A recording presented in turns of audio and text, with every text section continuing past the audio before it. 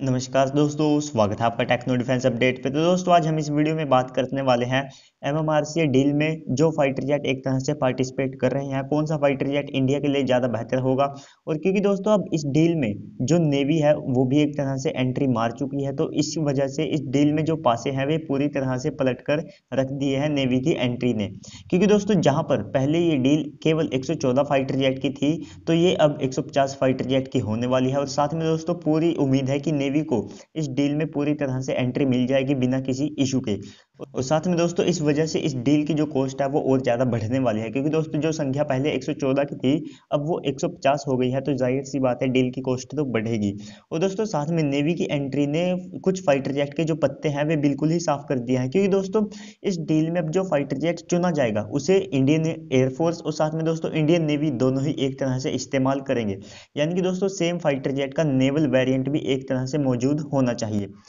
तो चलिए दोस्तों अब हम जान लेते हैं कि एमएमआरसी डील में कौन कौन से फाइटर जेट पार्टिसिपेट कर रहे हैं, कितनी उनकी परफॉर्मेंस, स्पीड और उनके वेपन्स है।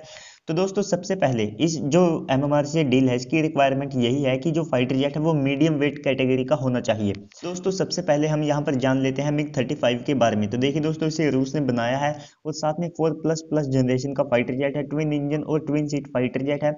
और दोस्तों वहीं पर हम बात करें इसकी वेट की, तो इसका वेट 24,500 किलोग्राम है, यानी कि मीडियम वेट कैटेगरी का फाइटर जेट है। ये इस रिक्वायरमेंट को पूरा करता है। अब बात करते हैं इसके इंजन की। तो देखिए दोस्तों ट्विन इंजन फाइटर जेट है, तो इसमें दो क्लेमो के RD-33M के जो इंजन लगे हैं। और दोस्तों ये 88 किलो न्यूटन का थ्रस्ट जनरेट करते हैं। लेकिन दोस्तों ये इसकी एक कमी है, क्योंकि दोस्तों ये सेम इंजन भारत मिग 29 में एक तरह से इस्तेमाल करता है। ये जो मिग 35 में इंजन इस्तेमाल किया गया है उसमें केवल थोड़ी बहुत मॉडिफिकेशन किए गए हैं। साथ में दोस्तों इसमें जो रिलायबिलिटी है वो मिग 29 के बराबर ही है, लेकिन कुछ इशू ऐसे हैं जिन्हें रूस अब तक सॉल्व कर पाया है। तो दोस्तों इसका इंजन एक बड़ी प्रॉब्लम है मिग 29 के की तरह। आप सबको पता है कि कितने ज़्यादा प्रॉब्लम जो इनके इंजन है वो भारत को दे रहे हैं अब। और दोस्तों इसकी स्पीड की बात करें तो 2400 किलोमीटर पर आवर है, लेकिन दोस्तों स्पीड अच्छी है। और साथ में रेंज इसकी 2400 किलोमीटर है, लेकिन दोस्तों इसे एडिशनल फ्यूल टैंकर के साथ 6000 किलोमीटर दूर बड़ी आसानी से ट्रैवल कराया जा सकता है। और दोस्तों इसकी सर्विस सीलिंग भी अच्छी है जो कि है 52,000 फीट। और दोस्तों इसमें जूक रडार लगा है जो कि 120 किलोमीटर की रेंज के साथ आता है और ये 20 टारगेट को एक तरह से ट्रैक कर सकता है। और दोस्तों इसका जूक रडार का एक MSF वेरिएंट भी आता है जो रूस खुद के डोमेस्टिक जो उसका फाइटर जेट है उसमें एक तरह से इस्तेमाल करता है, जिसकी रेंज 180 किलोमीटर है और ये 30 टारगेट्स को एक तरह से ट्रैक कर सकता है। और दोस्तों वहीं पर इसमें R-77 और R-73 मिसाइलें लगी है जिनकी रेंज 30 किलोमीटर से लेके 190 किलोमीटर तक है। और दोस्तों मिग 35 में टोटल 9 हार्ड पॉइंट है जिनके ऊपर ये 7,000 किलोग्राम का जो वेपन पेलोड है उसे कैरी कर सकता है। दोस्तों इसकी unit cost 50 million US dollar है, जो कि सबसे अच्छी चीज़ है। और जो हार्ड पॉइंट के ऊपर ये वेट कैरी कर सकता है वो भी ठीक ठाक सही है। लेकिन दोस्तों सबसे बड़ी कमी यही है कि इसका इंजन उसको एक तरह से उसने उसकी जो प्रॉब्लम है उसको सोल्व नहीं किया है। और साथ में दोस्तों मिग 29 से ही इसे बनाया गया है। और दोस्तों ना ही मिग 35 का कोई नेवल वेरिएंट मौजूद है। तो दोस्तों अब दूसरे फाइटर जेट की तरफ बढ़ते हैं जो कि है सुखोई 35। तो देखिए दोस्तों 4++ जनरेशन का twin engine heavy weight category का फाइटर जेट है और इसका maximum take off weight 34,500 kilogram है। तो देखिए दोस्तों सबसे पहले ये यहीं पर फिट नहीं बैठता है, इसका जो मैक्सिमम टेक ऑफ वेट है वो बहुत ज़्यादा है, जो कि मीडियम वेट कैटेगरी से बहुत आगे निकल जाता है। और इसे सेम फाइटर जेट को चाइना भी इस्तेमाल करता है और इसमें सैटर्न AL-41 इंजन लगे हैं जिनकी थ्रस्ट 142 किलो न्यूटन है एक इंजन की। तो आप दोनों की एक तरह से कंबाइन कर सकते हैं। और इसकी स्पीड 2400 किलोमीटर पर आवर है जो कि मिग 35 के बराबर है और इसकी रेंज 4500 किलोमीटर है। वहीं पर बात करें इसकी सर्विस सीलिंग की तो 11,500 किलोग्राम है और इसकी सर्विस सीलिंग 59,000 फीट है। तो देखिए दोस्तों फ्यूल कैपेसिटी में और साथ में सर्विस सीलिंग में बहुत अच्छा फाइटर जेट है। और इसमें IRBIS का PESR रडार लगा है जो कि अच्छा एक तरह से माना ही जाता है, हालांकि ASR रडार से थोड़ा सा एक तरह से पीछे है। और इसमें R-73 और R-77 मिसाइलें हैं और इसमें R-40 और R-60 मिसाइलों को भी कैरी किया जा सकता है। और टोटल इसमें 12 हार्ड पॉइंट और ये 8,000 किलोग्राम का एक तरह से पेलोड कैरी कर सकता है। तो देखिए दोस्तों यहीं पर इसकी सबसे बड़ी कमी आ जाती है। इतना भारी भरकम फाइटर जेट होने के बावजूद भी ये केवल 8 टन का जो वेपन पेलोड है उसे कैरी कर सकता है, जबकि दोस्तों इससे अच्छा मिग 35 जो कि 24 टन की क्लास का है लेकिन वो भी 7 टन के वेपन को कैरी कर सकता है। तो यहाँ पर एक तरह से नेगेटिव पॉइंट एक तरह से इसके लिए निकल कर आता है। और इसकी यूनिट कॉस्ट जो डोमेस्टिक लेवल पर रूस इस्तेमाल करता है उसकी कीमत 60 मिलियन US डॉलर है, जबकि दोस्तों जो एक्सपोर्ट के लिए इन्होंने एक तरह से वेरिएंट रखा है उसकी कीमत 80 मिलियन US डॉलर है, जो कि बहुत ज़्यादा महंगी है। और दोस्तों इसे सुखोई जो 27 है उससे बनाया गया है, जिसका चाइना ने एक तरह से कॉपी वेरिएंट भी तैयार कर रखा है। और साथ में दोस्तों सुखोई 35 उनके पास ओरिजिनली मौजूद है। और इस फाइटर जेट का कोई जो नेवल वेरिएंट भी नहीं है, तो इसके भी चांसेस मतलब एक तरह से खत्म हो जाते हैं कि सुखोई 35 का तो वैसे भी पहले ही था कि इसको नहीं चुना जाएगा। तो दोस्तों वहीं पर अगला फाइटर जेट जो कि इस डील का एक तरह से स्ट्रॉन्ग मेंबर हो सकता है, F-18 सुपर हॉर्नेट। तो देखिए दोस्तों, वेट की बात करें तो 29,000 किलोग्राम, और इंजन इसमें ये भी ट्विन इंजन फाइटर जेट है। तो इसमें जनरल इलेक्ट्रिक्स के F414 इंजन लगे हैं, जिनकी थ्रस्ट 98 किलो न्यूटन है, और इसकी स्पीड 1.6 मैक है, यानी कि दोस्तों 1900 किलोमीटर पर आवर। और इसकी सर्विस सीलिंग भी ठीक ठाक सी है, जो कि है 50,000 फीट। और रेंज की बात करें तो इसकी रेंज 3,300 किलोमीटर है। साथ में इसमें APG-73 रडार लगा है, जो कि लॉन्ग रेंज के लिए बनाया गया है, और ये हाई रेजोल्यूशन ट्रैकिंग में काम आता है। दोस्तों इसमें M120 M9 साइडविंडर मिसाइलों का इस्तेमाल किया गया है, जिसमें से M120 की रेंज 105 किलोमीटर है, और जो M9 साइडविंडर है उसकी रेंज 35 किलोमीटर के आसपास बताई जाती है। और इसमें टोटल 11 हार्ड पॉइंट है, जिनके ऊपर ये 8,000, और साथ में दोस्तों इसका जो दूसरा वेरिएंट आता है उसके ऊपर ये 9,000 किलोग्राम का जो वेपन पेलोड है उसे कैरी कर सकता है। और इसकी unit cost 66 million US dollar के आसपास मानी जाती है। और अमेरिका इसे HAL और साथ में महिंद्रा ग्रुप्स के साथ मिलकर बनाने वाला है। और दोस्तों ये इस डील का सबसे एक तरह से स्ट्रॉन्ग फाइटर जेट है, क्योंकि दोस्तों देखिए इसमें जो वेपन पेलोड और ट्विन इंजन फाइटर जेट है, और साथ में दोस्तों इसका नेवल वेरिएंट भी मौजूद है। तो इस तरह से ये फाइटर जेट बहुत आगे निकल कर आता है। तो दोस्तों वहीं पर हम बात करें अगले फाइटर जेट की, तो देखिए दोस्तों अगला फाइटर जेट है F-15EX। तो देखिए दोस्तों हैवी वेट कैटेगरी का फाइटर जेट है, और इसका जो वेट है वो है 36,700 किलोग्राम।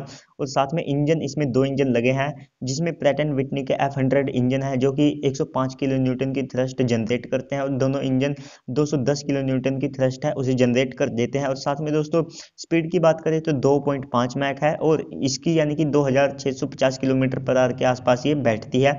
और सर्विस सीलिंग 60,000 फीट है, और फेरी रेंज है इसकी 3,900 किलोमीटर। और इसमें APG-82 रडार लगा है, और इस M120 और M7 स्पैरो मिसाइल्स का इसमें इस्तेमाल किया जाता है। और इसमें जो हार्ड पॉइंट है उनके ऊपर ये 10,400 किलोग्राम का जो पेलोड है उसे कैरी कर सकता है। लेकिन दोस्तों इसमें सबसे बड़ी कमी यही है कि ये भी एक तरह से जो हैवी वेट कैटेगरी का फाइटर जेट है, और ना ही इसका कोई नेवल वेरिएंट है। तो इस फाइटर जेट के जो चांसेस है वे भी बहुत ज़्यादा कम हो जाते हैं। लेकिन दोस्तों भारत के पास सुखोई 35 और F-15 जो फाइटर जेट है, इनके बजाय भारत के पास सुखोई 30 MKI मौजूद है, जो कि 272 की संख्या में है, और इन्हें भारत से सुखोई 35 के लेवल में अपग्रेड करने वाला है। तो और साथ में जो F-15EX है, इसका कोई नेवल वेरिएंट भी नहीं है, और इतने भारी भरकम फाइटर जेट को जो एयरक्राफ्ट कैरियर है उसके ऊपर एक तरह से ऑपरेट करना पॉसिबल भी नहीं होता है। तो दोस्तों F-15EX के भी बहुत कम चांसेस इसमें हो जाते हैं। तो दोस्तों वहीं पर हम बात करें ग्रिपेन की, तो देखिए दोस्तों ये एक लाइट वेट कैटेगरी का फाइटर जेट है, और साथ में इसका जो वेट है वो है 14,000 किलोग्राम, जिसमें ये एक तरह से मीडियम वेट कैटेगरी से बाहर आ जाता है। और ये सिंगल इंजन फाइटर जेट है, जिसमें RM12 इंजन का इस्तेमाल किया जाता है, जिसकी थ्रस्ट 80 किलो न्यूटन है। तो देखिए दोस्तों ये भी इसकी सबसे बड़ी कमी है, क्योंकि इसे नेवी सीधे रिजेक्ट कर देगी इसे बिना देखे। और दोस्तों स्पीड की बात करें तो स्पीड में ये अच्छा है, और बहुत फुर्तीला फाइटर जेट है। इसकी स्पीड 2 मैक है, और सर्विस सीलिंग 50,000 फीट है, और इसकी रेंज 2,300 किलोमीटर है। और साथ में दोस्तों ये भारत का जो तेजस प्रोग्राम है उसे भी एक तरह से खत्म कर सकता है। और दोस्तों साथ में जो ग्रिपेन फाइटर जेट है, इसे स्वीडन बनाता है, और दोस्तों स्वीडन पाकिस्तान को एक तरह से जो अवाक्सा वो प्रोवाइड कराता आ रहा है। और साथ में दोस्तों फ्यूचर में वे इस सेम फाइटर जेट को जो पाकिस्तान है उसे भी सौंप सकते हैं। और दोस्तों ना ही ये MMRC डील की जो रिक्वायरमेंट है उन्हें पूरा करता है, ना तो ट्विन इंजन फाइटर जेट है, और साथ में दोस्तों ना ही मीडियम वेट कैटेगरी का फाइटर जेट है, और ना ही ज़्यादा पेलोड कैरी कर सकता है, और ना ही इसकी ज़्यादा रेंज है। और MMRCA में नेवी की एंट्री ने तो और ज़्यादा इसके लिए मुश्किलें बढ़ा दी है, क्योंकि नेवी तो इसे बिल्कुल भी नहीं इस्तेमाल करने वाले है। और दोस्तों MMRCA में जो फाइटर जेट चुना जाएगा उसे एयरफोर्स भी इस्तेमाल करेगी, और साथ में नेवी भी। तो दोस्तों अगला फाइटर जेट यहाँ पर आ जाता है यूरो फाइटर टाइफून। तो देखिए दोस्तों ये मीडियम वेट कैटेगरी का फाइटर जेट है, साथ में 23,500 किलोग्राम इसका वेट है, और ट्विन इंजन फाइटर जेट भी है। इसमें भी ये एक तरह से 110% नंबर ले जाता है, जिसमें यूरोजेट AG-200 इंजन लगे हैं, जो कि 90 किलो न्यूटन का थ्रस्ट जनरेट करते हैं। और इसकी स्पीड 2 मैक है, स्पीड भी बहुत अच्छी है। सर्विस सीलिंग भी 65,000 फीट है, और इसकी रेंज भी 3,800 किलोमीटर है, जो हमारे राफेल से थोड़ी सी ज़्यादा है। और दोस्तों वहीं पर इसमें M120 मीटियोर मिसाइलों का इस्तेमाल किया जाता है। मीटियोर मिसाइल जिसकी रेंज 100 किलोमीटर के आसपास है, और ये इसका जो नो एस्केप जोन है वो 60 किलोमीटर है। और दोस्तों बात करें इसमें हार्ड पॉइंट की, तो हार्ड पॉइंट भी इसमें 13 है, और साथ में 9,000 किलोग्राम का वेपन पेलोड कैरी कर सकता है। इसमें जो जितने भी फाइटर जेट की अब तक हमने बात की है, ये सबसे ज़्यादा है केवल F-15 को छोड़कर। लेकिन दोस्तों इसमें भी कमी है। सबसे पहली बात तो ये 90 मिलियन यूरो का पड़ने वाला है। और साथ में दोस्तों मल्टीनेशनल फाइटर जेट है, जिसे यूके, जर्मनी, फ्रांस, इटली और स्पेन ने मिलकर बनाया है। यूके के साथ तो भारत के अच्छे संबंध है और फ्रांस के साथ भी, लेकिन दोस्तों जर्मनी के साथ थोड़े से अनस्टेबल से जो रिलेशन भारत के जर्मनी के साथ रहे हैं, और सेम हाल इटली और साथ में स्पेन के साथ है। और बहुत ज़्यादा महंगा भी ये पड़ने वाला है। और दोस्तों साथ में कुछ नहीं पता कि फ्यूचर में कौन सा देश एक तरह से इसकी जो सप्लाई है वो रोक दे, तो इस तरह से यूरो फाइटर टाइफून भी इस डील से बाहर हो जाता है। तो दोस्तों अब बात कर लेते हैं राफेल की। तो देखिए दोस्तों, राफेल एक तरह से इंडियन एयरफोर्स और साथ में इंडियन नेवी का भी एक तरह से फेवरेट बन चुका है। सबसे पहली बात मीडियम वेट कैटेगरी का है, जो कि 24,500 किलोग्राम के वेट के साथ आता है। ट्विन इंजन और ज़्यादा रिलायबल इंजन इसमें लगे हैं। इसमें स्नेकमा के M88 इंजन लगे हैं, जिनका थ्रस्ट 75 किलो न्यूटन है। और दोस्तों स्पीड 1.8 मैक है, यानी कि 2223 किलोमीटर पर आवर, और सर्विस सीलिंग 52,000 फीट है।